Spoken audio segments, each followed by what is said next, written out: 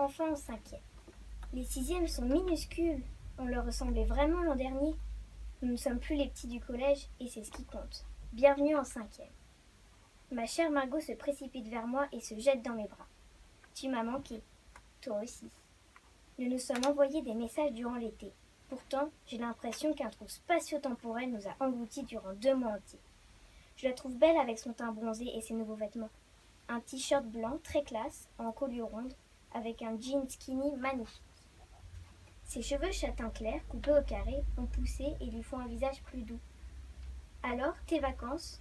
Ça n'avait pas l'air trop dur finalement, je m'exclame. Margot stressée à l'idée de s'ennuyer chez ses grands-parents maternels. Mais elle n'a pas cessé de me raconter combien elle s'amusait avec ses cousins via des photos délirantes postées sur le net. C'était super. Mes parents se sont remariés en août et du coup, ils ne se sont presque pas disputés. Et toi, pas eu trop froid? Allusion à mes 3 semaines de collant en Dordogne sous la pluie, pour ne rien arranger, maman nous a ensuite entraînés dans les Alpes, car elle adore la montagne en été. J'étais contente de retrouver les plages d'ici la semaine dernière.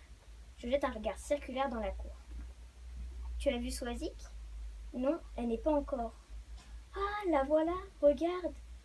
Waouh, oh là là, regarde. Swazik vient de passer les grilles du collège et avance dans la cour comme si elle défilait sur un podium.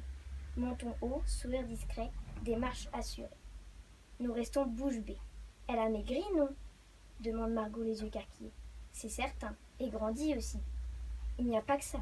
Ce sac, ce pantalon, ces chouilles. Et elle est maquillée.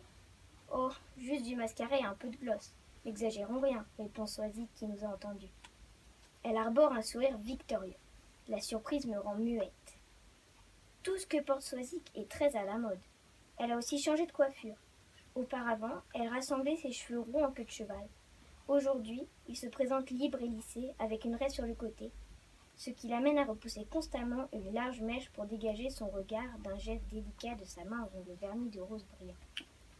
Margot a l'air encore plus fascinée que moi. On dirait qu'elle se trouve devant une star à qui elle n'oserait pas adresser la parole. T'es trop belle, réussit-elle seulement à murmurer. Mais tes parents te laissent sortir maquillée, je m'étonne. Ils ne savent pas, réplique-t-elle. Comme ils partent avant moi le matin, j'ai le temps de mettre du mascara et du rose à lèvres et je les enlève avant qu'ils rentrent le soir. Pour le reste, ça vient d'eux. Ils culpabilisent de travailler trop, alors j'obtiens tout ce que je veux. Elle rit et Margot l'accompagne. D'autres rires fusent. Je réalise que de nombreux élèves entourent Swazik, qui savoure d'être au centre des regards. Même Marion et Cyril, que j'appelais les je me la joue en sixième, semblent aimantés par le nouvel aspect de mon amie. On la connaissait un peu ronde et maladroite, et c'est une fille très différente qui se trouve devant nous. Bonjour. Le principal, souffle Dounia. Monsieur Cardinal est juché sur une estrade improvisée. Il s'adresse aux élèves au moyen d'un micro. Nous nous approchons pendant qu'il scande son discours. Exactement le même que celui de l'an dernier sur le collège, le travail et patati et patata. Il ne se rend pas compte qu'on est tous sur des charbons ardents en attendant de savoir dans quelle classe on sera.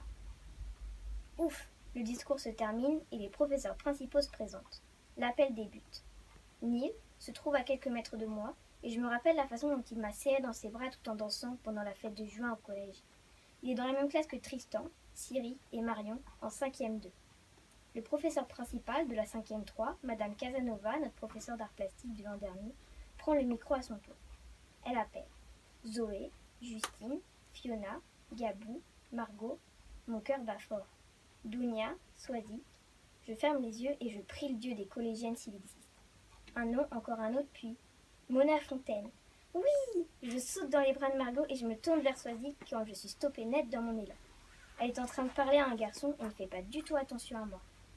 Durant l'intercours, Mario me raconte ses super vacances en Grèce et je suis contente de revoir le sourire de Tristan si rare l'année dernière à cause des problèmes avec son beau-père qui, depuis, est parti de chez lui. Je discute avec Dounia la discrète, Alexia la fan des USA, Gabou la rigolote, Zoé l'amoureuse des stars et un peu avec Neil, même si nous sommes redevenus timides l'un envers l'autre. Tout le monde a l'air d'aller bien, mais quelque chose cloche, et ce quelque chose c'est Swazik. Elle n'a pas seulement changé d'apparence, elle se tient différemment. Peut-être que ses talons modifient sa posture. Elle bouge autrement aussi. Ses mains volent doucement entre elle et les garçons. Voilà ce qui a changé le plus. Jamais auparavant elle ne discutait si longtemps avec eux. Dis donc, Swazik, elle est en train de me faire de l'ombre, chuchote la blonde et mince Marion dans mon oreille. Elle était déjà belle quand elle était un peu ronde, mais alors là, oui, la pauvre, lâche-t-elle. Je me tourne vers elle étonnée. Être populaire est un travail de tous les instants, m'explique Marion qui ne se la joue plus. Je vais la laisser prendre le relais, ça va me reposer. Populaire? Ben oui, c'est son objectif, c'est évident. Margot qui court vers moi et me prend dans le bras. Qu'est-ce que tu fais là me lance-t-elle. Ben, je suis assise sur les marches qui mènent à la cantine, comme d'habitude. Mais ça, c'était l'année dernière. Maintenant, c'est là qu'il faut être. Elle me désigne le banc où est assis Soazic et le mur où sont installés presque tous les élèves de la nouvelle 5e 3.